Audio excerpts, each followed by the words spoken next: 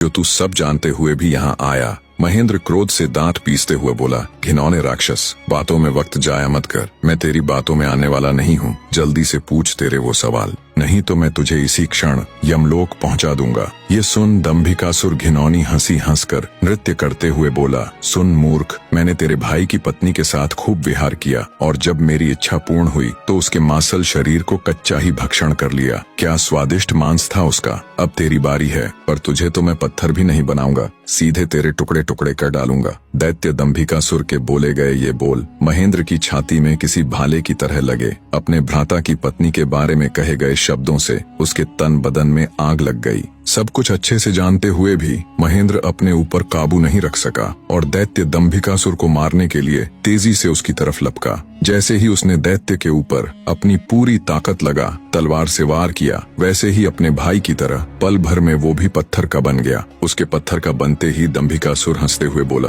तुम दोनों भाइयों की किस्मत में यही था कि तुम दोनों युगों युगों तक मेरी गुफा के प्रहरी बनकर रह जाओगे। इतना बुदबुदाकर दंभिकासुर अपनी गुफा में जाता है और राजकुमारी चंद्रकला को भी ये सब बता देता है और कहता है, तेरे दोनों रक्षक तो मेरे सामने ढेर हो गए, अब तू किसकी आस लगाए बैठी है, मूर्ख स्त्री। राजकुमारी चंद्रकला के रो रोकर आंसू सूख चुके थे। अब बचा था तो केवल क्रोध और ज्वाला। जलती हुई आंखों के साथ गुस्से में दहाड़ती हुई राजकुमारी बोली, दुष्ट राक्षस, तू क्यों इतना खुश हो रहा है। मुझे तेरा अंत साफ नजर आ रहा है, देख मेरी आंखों में। राजकुमारी चंद्रकला के तेवर देख और उसकी बात सुन दंभिकासुर विचलित सा हो जाता है और बिना कुछ कहे ही वहां से चला जाता है। उधर लखन महेंद्र के घर में तो लखन के न आने से पहले ही मातम पसरा हुआ था। ऊपर से अब महेंद्र भी वापस नहीं लौटा तो उसकी पत्नी और माँ का बुरा हाल था। अंततः महेंद्र की पत्नी अपनी सासू माँ से कहती है, माँ जी, आखिर कब तक हम ऐसे ही रोते बिलखते उनका इंतजार करते रहेंगे। बहू की बात सुन बुढ़िया माँ बोल पड़ी,